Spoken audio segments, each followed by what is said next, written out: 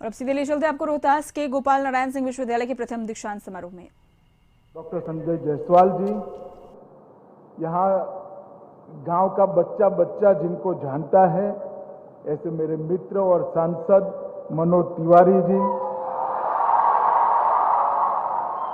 कुलपति मोहनलाल वर्मा जी, कुलपति प्रोफेसर कृष्णचंद्र सिंह जी और आज उपस्थित भाइयों बहनों और आज के कार्यक्रम की आत्मा जो है, जो दीक्षित होकर जा रहे हैं, ये मेरे युवा साथी भाइयों बहनों, आप सभी को बहुत बहुत शुभकामनाएं।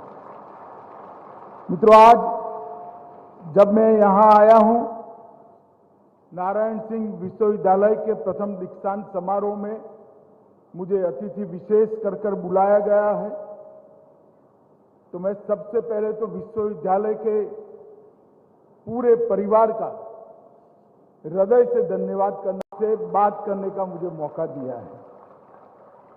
मित्रों, ये भूमि जो है,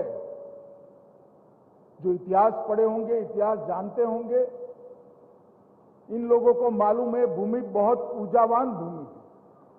ये भूमि के हवा, पानी और भूमि के कण कण के अंदर ऊर्जा प्रदान करने की क्षमता है।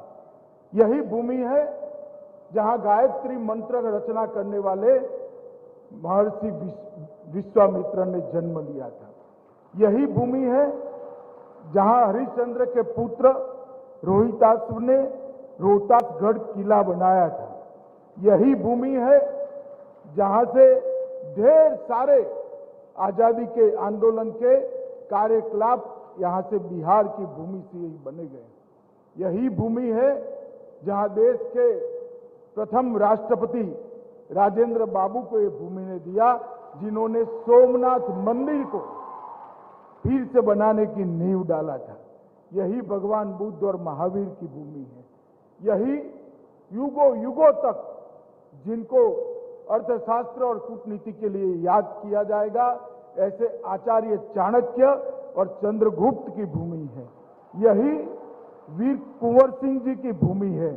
यही लोहिया और जयप्रकाश की भूमि है।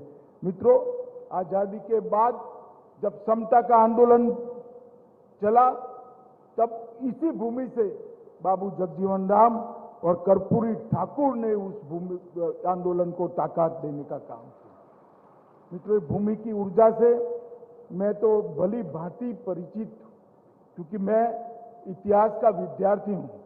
1100 साल तक अफगानिस्तान से लेकर लंका तक पूरे इतने विशाल देश का, जिसमें ब्रह्मदेश, बांग्लादेश सब समाहित होता था, वो पूरे देश का शासन 1100 साल तक बिहार की भूमि से चला है। और वो भूमि आप सभी विद्यार्थियों को गौरव होगा, अनेक यूनिवर्सिटियों की रचना की भूमि थी। यही नालंदा विद्यापीठ था। तक्षशिला विद्यापीठ भले अफगानिस्तान में था, परंतु इसका वित्त पोषण मगध साम्राज्य करता था। और यहां से चाणक्य ने ही तक्षशिला विद्यापीठ को विश्व प्रसिद्ध बनाकर पूरे विश्व के लोग तक्षशिला विद्यापीठ में विद्याभ्यास के लिए आए, इसकी यहां पर स्थापना की थी। वो बिहार को फिर से एक बार ऊर्जावान बनाने का, बिहार को गौरवान्वित करने का काम आज बिहार के युवाओं ने करना है। मैं बहुत बहुत बधाई देना चाहता हूं गोपाल बाबू को, क्योंकि गोपाल बाबू को मैं जानता हूं, किसी भी क्षेत्र में काम करते तो आगे बढ़ सकते थे, परंतु इन्होंने विद्या का क्षेत्र चुना और इस क्षेत्र के अंदर ढेर सारे इंस्टीट्यूशन बनाए। मैं तो आश्चर्यचकित रह गया था जब पार्लियामेंट में एक बार मुझे मिलकर इसका वर्णन करता। यहाँ मेडिकल पढ़ाया जाता है, नर्सिंग पढ़ाया जाता है, फार्मेसी पढ़ाई जाती है, लॉ पढ़ाया जाता है, पैरामेडिकल स्टाफ का भी यहाँ ट्रेनिंग होता है, एमबीए पढ़ाया जाता है, कॉमर्स पढ़ाया जाता है, जर्नलिज्म पढ़ाया जाता है, कम्युनिकेशन पढ़ाया जाता है और यहाँ पर लाइब्रेरी साइंस भी पढ़ाया जाता है। इसके साथ साथ एग्रीकल्चर इंस्टीट्यूट भी बनाया है। कुछ छोड़ा नहीं। पूरे क्षेत्र के अंदर इस प्रकार के एक एक ही अम्ब्रेला में एक प्रकार की ऐसी संस्था की रचना की है जिससे यहाँ के बच्चों को पढ़ने के लिए कहीं बाहर जाने की आवश्यकता ही न हो। मित्रों, जब एक विद्यालय बनता है तो अनेक युवाओं के, बच्चों के जीवन में विद्या का प्रकाश करता है। विद्या का प्रकाश ही अज्ञान के अंधकार को दूर करता है और विद्या का प्रकाश ही व्यक्ति के जीवन के अंदर आगे जाने का रास्ता प्रशस्त करता है। आप सभी लोग आज यहां से दीक्षित होकर बाहर जा रहे हैं। कुल मिलाकर 791 विद्यार्थी, बहुत बड़ी संख्या है साहब। 791 विद्यार्थी यहां से दीक्षित होकर जा रहे हैं और 293 विद्यार्थी मेडिकल के छात्र हैं। उसमें से 793 विद्यार्थी अगर एक बार संकल्प कर ले कि हमारा बाकी का जीवन इस देश को विश्व में सर्वप्रथम पहुंचाने के लिए हम करेंगे, तो मैं मानता हूं एक बहुत बड़ी ऊर्जा की निर्मित है। आपको शायद मालूम नहीं है, जब आपको आज डिग्री मिल रही है, ये डिग्री इसी साल में मिल रही है जो आजादी का अमृत महोत्सव। 75 साल हो गए देश की आजादी को। कई लोग कहते हैं कि 75 साल में मैं बहुत पिछड़ गए। मैं निराशावादी आदमी नहीं हूं, मैं आशावादी आदमी हूं। 75 साल में एक मजबूत नींव डालने का काम हमारे पुरखों ने किया है। हमारा दायित्व है कि आने वाले 25 साल में देश की जब शताब्दी मनाई जाए आजादी की, तब हर क्षेत्र के अंदर देश विश्व में सर्वोच्च स्थान पर बैठा हो। ये करने की हमारी जिम्मेदारी। और इसीलिए देश के प्रधानमंत्री नरेंद्र मोदी जी ने ये आजादी का अमृत महोत्सव मनाने का एक वर्ष तय किया है। आजादी का अमृत महोत्सव मनाने के लिए 3 उद्देश्य उन्होंने हमारे सामने रखे। एक तो नई पीढ़ी के जो बच्चे हैं, उनको आजादी के लिए, जो हमारे आजादी के संग्राम के नेता थे, आजादी के संग्राम के सैनिक थे, उनका परिचय हो। ढेर सारे लोगों ने, लाखों लोगों ने घर बार छोड़ दिया, विद्याभ्यास छोड़ दिया, पूरा जीवन का बलिदान दिया, तब जाकर आज हम आजाद हिंदुस्तान के अंदर आजादी के साथ, अपने अधिकार के साथ सांस ले रहे हैं। अगर वो लोग अगर संघर्ष न करते तो आज भी हम गुलामी की जिंदगी जीते होंगे। वो 75 साल पहले और 90 साल 1857 से 1947 तक जिन लोगों ने अपना सर्वस्व बलिदान किया, उनको आज नई पीढ़ी जाने, वो बहुत जरूरी है, क्योंकि उनके त्याग और तपस्या का इतिहास जानकर ही देश के लिए जज्बा, जीने का जज्बा पैदा हो सकता है। आज मैं सारे बच्चों को कहना चाहता हूं, मैं भी आजादी के बाद पैदा हूं, आप भी आजादी के बाद पैदा हुए। आजादी के लिए मरना हमारे भाग्य में नहीं, देश के लिए मरना सबके भाग्य में नहीं होता है, परंतु देश के लिए जीना हमारे हाथ में होता है। हमारा जीवन अगर देश के लिए जीने का हम निश्चय करते हैं तो बहुत बड़ी ताकत देश को मिलती है। मित्रों, आज वीर कुंवर सिंह जी ने का किसी भी मानवी का जीवन बचा सकते हैं। उस वक्त मैं आपको कहने चाहता हूं कि आपके उज्जवल भविष्य के लिए मोदी जी ने एक बहुत बड़ा फील्ड तैयार करके रखा है। स्वास्थ्य के क्षेत्र में आजादी के बाद 70 साल तक टुकड़ा काम होता था। मोदी जी ने एक होलिस्टिक अप्रोच के साथ स्वास्थ्य को फोकस किया। सबसे पहले स्वच्छ भारत अभियान चलाया, जिससे बीमारी जड़ से ही नाबूद हो जाए। आज भारत का कोई घर ऐसा नहीं है जहां शौचालय न हो, ये काम समाप्त कर दिया गया। इसके बाद फिट इंडिया मिशन चलाया, जिसके तहत युवा अपने शरीर को फिट करने के लिए मेहनत करते हैं और रोगों को शरीर से दूर करें। उसके बाद में पोषण अभियान चलाया, जिसके कारण, कुपोषण के कारण शरीर में जितनी भी बीमारियां आती है, इम्यूनिटी कम होती है, जो बीमारी को आने का गेटवे है वो न हो। मिशन इंद्रधनुष बनाया, बच्चा बचपन से ही रोग रहित हो, इसलिए टीकाकरण का इंद्रधनुष बनाकर हर रोग से टीका देकर उसको सेव करने का काम मोदी जी ने किया। फिर आयुष्मान भारत की योजना लेकर आए, जिससे देश के 80 करोड़ लोगों को, फिर से एक बार मैं आपको कहना चाहता हूं कितना बड़ा मार्केट पोटेंशियल आपके लिए मोदी जी ने तैयार किया है।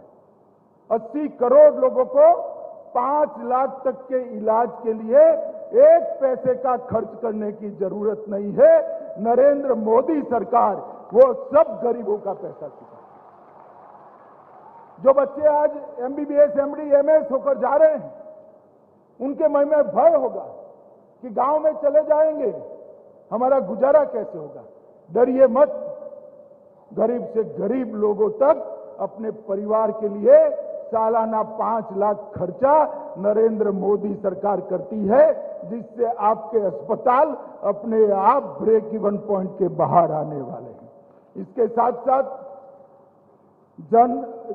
जल जीवन मिशन चालू किया, शुद्ध पानी हर व्यक्ति के घर में पहुंचे, जिससे इसका शरीर रोगों का घर न बने। जन औषधि केंद्र चालू किया, जिससे हर दवाई 30% से 90% सस्ती गरीब आदमी को मिले। और तहसील सेंटर पर एक वेलनेस सेंटर बनाने की भी शुरुआत की है। 5 साल के बाद भारत की हर तहसील में एक वेलनेस सेंटर मिल जाएगा। नीट की एग्जाम चालू की है। मॉडर्न मेडिकल साइंस से जुड़े हुए इंफ्रास्ट्रक्चर और ह्यूमन रिसोर्स के विस्तार के लिए ढेर सारी चीजें शुरू हुई हैं।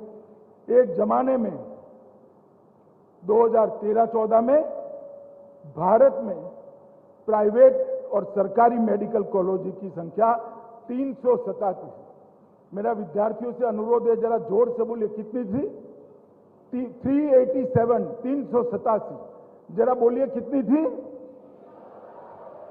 और आज 8 साल के बाद 387 से बढ़कर 596, मतलब 600 मेडिकल कॉलेज देश में उपलब्ध है।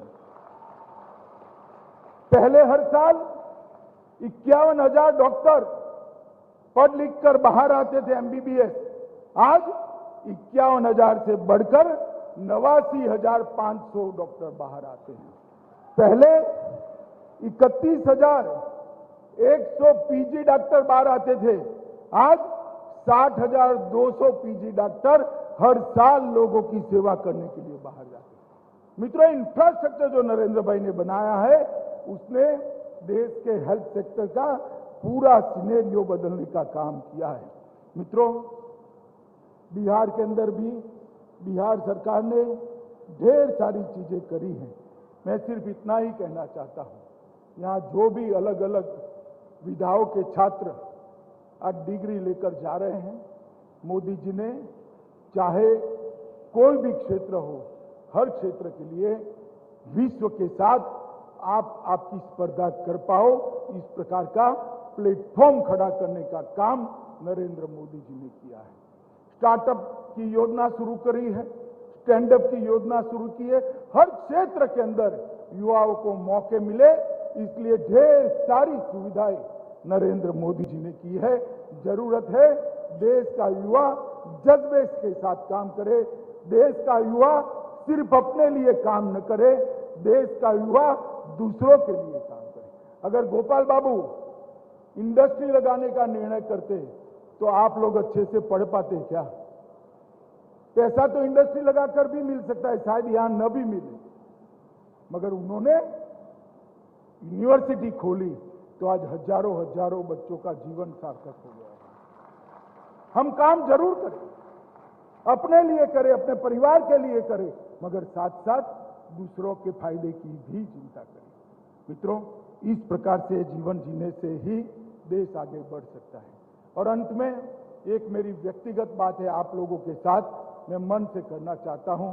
मित्रों, जब कभी भी आप किसी भी क्षेत्र में जाइए, अपनी भाषा को मत भूलिएगा, घर में अपनी भाषा बोलने का आग्रह जरूर रखिएगा। दुनिया की कोई भी भाषा सीखना बुराई नहीं है, भाषा विद्या का स्वरूप है। सिर्फ अंग्रेजी नहीं, दुनिया भर की जितनी भाषाएं आपकी क्षमता है ढूंढ लीजिए, मगर मातृभाषा को कभी मत भूलिएगा। अपने बच्चे को मातृभाषा देकर जाइएगा, मातृभाषा आगे बढ़ेगी, देश गौरवान्वित होगा और आपको भी संतोष होगा। फिर से एक बार आपके उज्जवल भविष्य के लिए आपको ढेर सारी शुभकामनाएं और दीक्षांत होने के लिए बहुत बहुत बधाइयां देकर मेरी बात को समाप्त करता हूं। वंदे मातरम।